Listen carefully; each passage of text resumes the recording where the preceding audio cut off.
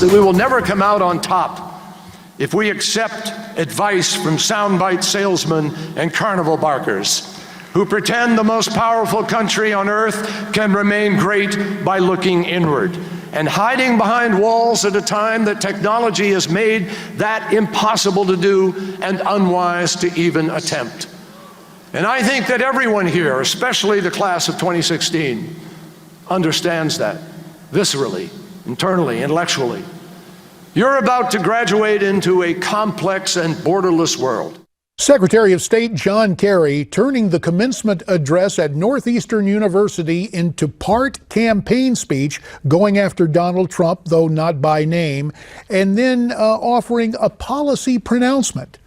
You just heard him say the graduates are going to enter a borderless world.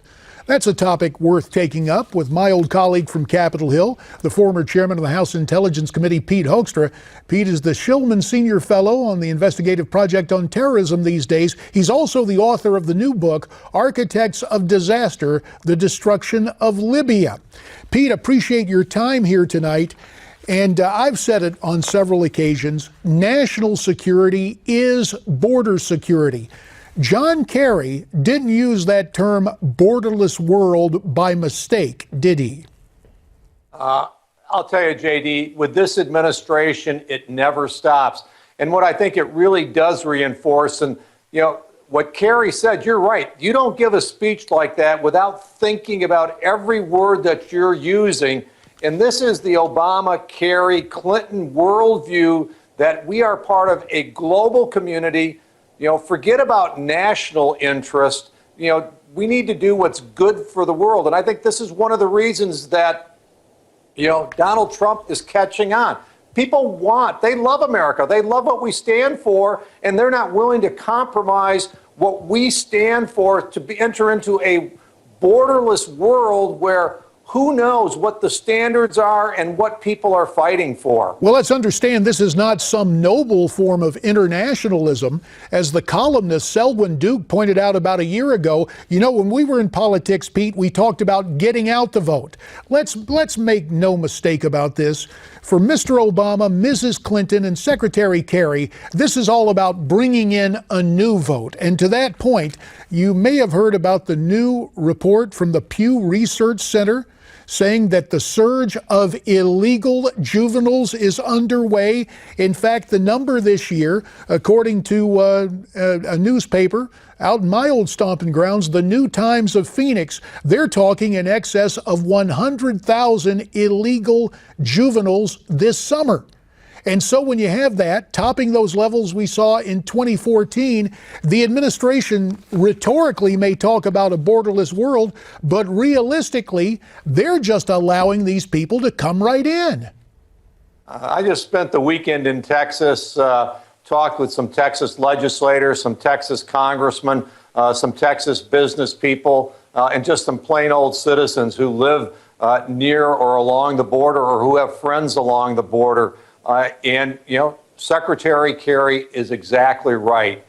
This administration is treating America as a borderless country. They are not enforcing border security, whether it's juveniles, whether it's people coming across the border seeking economic opportunity, or whether it is radical jihadists coming across the border. This southern border is just a sieve, and the American people know that there is instinctively something wrong when you are a nation state, but you refuse to enforce the law and you treat the country as really being a borderless geographic area and welcoming everybody in, regardless of who they are, regardless of their backgrounds, and regardless of what they believe. Well, let's welcome into our discussion our good friend, the former CIA analyst, Fred Fleitz. He joins us via Skype from Washington, D.C. Fred now serves as the Senior Vice President for Policy and Programs at the Center for Security Policy. And Fred, as we welcome you in, we want to revisit a topic we touched on Friday. That was the New York Times Sunday Magazine profile of Ben Rhodes, one of the president's top foreign policy advisors. In that article, Rose said the White House spun a false narrative. Here's the real pull quote from Ben Rhodes. The critical point that the deal's opponents, they're talking about the Iran deal, the critical point that the deal's opponents are missing in the current debate is that we believe deeply in the case we were making. It wasn't spin. It's what we believed and continued to believe. And the hallmark of the entire campaign was to push out these facts. Now, Fred, what was that Ronald Reagan said years ago? It's not that our liberal friends were ignorant. It's just they were confident in what they knew when it wasn't right. There's nothing noble about saying we really believed it, and so we're going to take fiction and spin it as fact about the Iranians. Well, JD, that itself is fiction because Rhodes admitted to the New York Times reporter that they made up a false story about moderates taking control in Iran to pretend that there was a rare opportunity for a nuclear deal. It was completely false. They had to create a case to push through something that the American people and the U.S. Congress did not want. You know, you take a look at Ben Rhodes and some other comments he made saying we basically control the media, and of course his brother is the president of CBS News. But Pete Hoekstra, he also said, hey, listen, we can, and I'm paraphrasing now, we can feed what we want to reporters. The average age of a reporter covering this is 27. Their past experience comes on political campaigns. We can give them the narrative and they will take it. Pete, aside from the usual partisan suspicions, which you and I believe are justified in the campaigns we've been through, this manipulation of the media, especially with something like this, where the stakes are so high. When you hear Ben Rhodes, when you see his words in the New York Times article, what's your biggest takeaway? Well, I'll tell you, I come away from that article with two takeaways. Fred wrote a great article about this whole manipulating the media, and you're able to manipulate the media when you have a willing media, a media that wants to support this administration and kind of has the same global view. That's one takeaway. We don't have a discerning, critical, investigatory media anymore, at least as far as the Obama administration. We have a megaphone. The second thing that I came away from this article, and you got to dig a little deeper, I think, maybe to find this, but is the rationale for this president's foreign policy.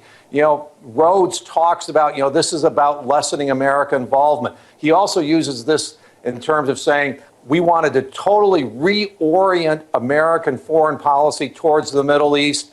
The large swaths of geography throughout the Middle East, of ungoverned geography, are the result of the establishment. And that, what happened there, that's what angered him. Well, when you make policy because you're mad, that's bad. And this was not about lessening America's footprint in the Middle East. What the Obama administration did, and which they really don't want to see as part of their legacy, they reoriented America's policy in the Middle East toward Iran. Yeah, it's embracing the Muslim Brotherhood. Yeah, and that's why today you see a caliphate in Iraq and Syria and a caliphate in Libya. There's more ungoverned space in the Middle East today, way more than what this administration was handed in 2000. With the minute that remains, a reminder to you at home, we're going to be taking your calls following the break. But Fred Fleitz, very quickly, is there anything on Ben Rhodes' resume that recommends him as an advisor on national security? They made a big deal about the fact that he wrote creative fiction before he ended up in government. He was a failed novelist, and this reporter says he spoke to numerous experts in Washington. They all said this is the most influential policymaker in the United States, other than the President of the United States. This guy was more influential than the Secretary of State and the Secretary of Defense, and would not present positions and opinions of these officials to the president. And I think Pete Hoekstra would agree, Congress didn't confirm this guy. They want the Secretary of Defense and the Secretary of State to talk to the president, give them their opinions, not this unelected staff member. Yeah, gentlemen, we appreciate it. We're going to have to take a break right now. We'll ask you to come back. We'll also be joined by Miranda Kahn, and we'll have your phone calls as we continue to talk about these stories of vital national security and, sad to say, apparent fiction from 1600 Pennsylvania Avenue. There's more ahead here on Newsmax Prime, so stay tuned.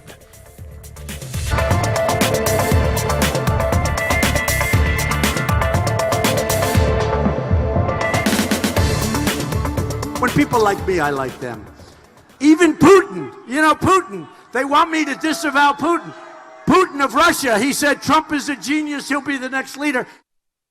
With Miranda Kahn, J.D. Hayworth back with you now on Newsmax Prime. Donald Trump over the weekend, Spokane, Washington, offering some thoughts about Russian President Vladimir Putin. What about the relationship between world leaders, especially a neo-Soviet regime is what I call it? Let's call in now via Skype Fred Fleitz from Washington, D.C., and also Pete Hoekstra from Holland, Michigan. And gentlemen, we are going to go right to the phones, and Miranda's here to listen and get some comments too. 877 Newsmax, the number to call, and that is the number that has been called by Marvin in Greensboro, North Carolina, not too far from my native High Point. Hiya, Marvin. Well, good evening to you. It's good to have you, sir. My pleasure. I think your programs are great. Dennis, Steve, you, amazing. Thank you. You've been talking about a lot of things tonight, and the one thing that you were talking about, Mr. Ryan needs to, along with the rest of GOP, just need to get on board, and they need to stop this bickering. And I've been an advocate for years, and I just can't believe what they're doing to the GOP. You know, it's interesting. Yeah, I hear you, Marvin, and it's so good to hear you from literally back home there in the Greensboro High Point area. So you'd have grassroots in Greensboro, right. Miranda. It's interesting, the article you found, our good friend Patrick Buchanan wrote something about Paul Ryan, right? There's no saving Ryan right now. I think he's just literally appalled, as are a lot of Trump supporters, that Paul Ryan won't publicly support Donald Trump. Well, maybe that'll change on Thursday. I think it's going to, don't you? Well, let's ask my old buddy Pete Hoekstra. Pete, you and I are no stranger to the House, and we've served with a few speakers. Paul Ryan has ginned up a whole lot of enmity amongst the grassroots. What should he do on Thursday? Well, I'll tell you, JD, I was with a bunch of Republican activists today. I gave a speech in northern Michigan, and the topic there was, for many of them, Donald Trump was not our first choice, but we want to beat Hillary Clinton. There was a lot of anger in the room towards Paul Ryan, saying he needs to get on board. And I hope on Thursday they have a meeting, a productive meeting, and when they come out of that room, Paul Ryan says, I'm on board, and we're going to beat Hillary Clinton, and we're going to elect Donald Trump as our next president. Gentlemen, we talk about political wars quite a bit, but we'd be remiss, and Miranda, you've seen this story today too, the fact now that our standing army, in terms of active duty personnel, now under 480,000. That is the lowest since World War II. And since Mr. Trump was referencing Vladimir Putin, it's worth noting that today in Russia, it was Victory Day, so there was a grand military parade in Red Square, and maybe we've seen these images since the dawn of the Cold War. But Fred Fleitz, I'm just wondering, in stark contrast to the Russian military, they have 2 million men on active duty. We're now down to under 500,000. What does that portend for our future, Fred Fleitz? Well, it's conveyed a image of weakness, not just the reductions in the sizes of our military forces, but the way that President Obama has used them, the way that he's been leading from behind. And I think this is encouraging rogue states and enemies of the United States. And I think they're going to take advantage of this weakness through the end of this year. They know this is a weak president who's not going to do anything to stop them. Well, we sure don't want to stop the phone calls at 1-877-Newsmax. And Miranda, what's really cool is we get to go back to the Carolinas, now to the Grand Strand, to Myrtle Beach, where Betty is on the line. And like the ad back when I was a kid, hello, Betty. How are you? Welcome to Newsmax Prime. Oh, I'm okay. How are you? Fine, thank you, ma'am. What's on your mind tonight? Well, I've been listening and heard and all that nonsense about everybody's talking about the women and Donald Trump's, no, women don't like him and he don't like women and all that nonsense. Yes, ma'am. I know of quite a few women that are going to vote for him. Are you one of them? I think I heard something, even tonight. They were talking about, he's been married Well, who hasn't been married a dozen times? Well, I haven't. My sister hasn't. But, I mean, come on. You sound like Sarah Palin, Betty. I think Sarah Palin said the same thing. Let it go. Did she? So are you throwing your support behind Mr. Trump? Oh, yes, yes. In fact, when I found out he was running, in fact, I called his place and I told him that well, I won't say it because I won't say it all the way on television and all that nonsense. But I never really liked him that much, as far as liking. I mean, But what made the difference? Him, I think he's good for the country. I think he'll make a good president, and he can't do anything worse than what we've already had. All right. Interesting evaluation. Myrtle Beach. Thanks, Betty. So much. Very much. Interesting, because South Carolina Senator Lindsey Graham not necessarily on board there. Yeah, well, Lindsey is a curious case, and I'll try to refrain from beating up on my old colleague there on Capitol Hill. But let me turn to Fred Fleitz. Fred, on one hand, you have Lindsey Graham, who seems to be the leader of the interventionist wing of the Republican Party. Every time something's going on, he's talking about deploying forces. You have Donald Trump. We just heard him this weekend talking about Vladimir Putin. Is this symbolic of a profound rift in the party that has been made manifest in so many different ways, Fred? You know, I'm not sure about that because I don't know who Donald Trump is going to name as the Secretary of State, Secretary of Defense. I think his foreign policy is still in flux, and I'm hoping it will be guided by very experienced people. And I might note, I have not endorsed anyone, but I do note my old boss, John Bolton, endorsed Donald Trump over the weekend. So that's interesting to see there. Meantime, and Betty referenced this a bit earlier, Democrat frontrunner Hillary Clinton was on Face the Nation on CBS News yesterday saying that Republicans will vote for her instead of Donald Trump in the general election. Let's take a look at what Mrs. Clinton had to say.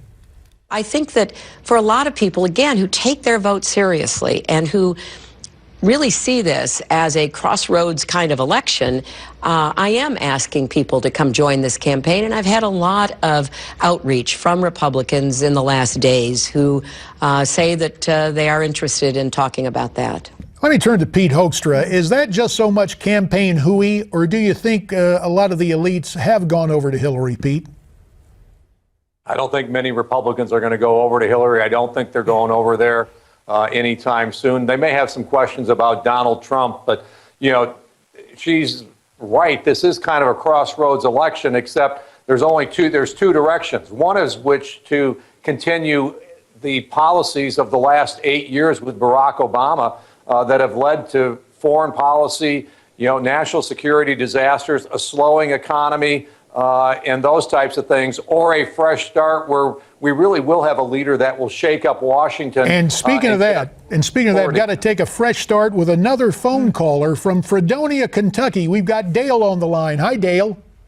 Thank you, JD, for taking my call. I'd like to make one comment. I don't believe Mr. Trump needs Ryan's support or any of the elitist support. I think he's got it sewed up. And what you said about Kerry and Hillary Clinton and our president, I just wonder sometime what turnip truck they fell off of.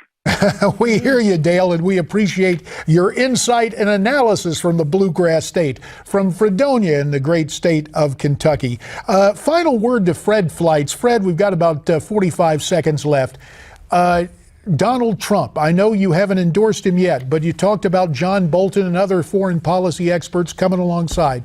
Do you believe Mr. Trump will build that broad base of support when it comes to national security policy? And in asking the question, I put you down to about 30 seconds to answer. He's working on it. He has Waleed Phares as an advisor who I really respect. With Bolton on his side and some others, I think there's a possibility, but he has some work to do.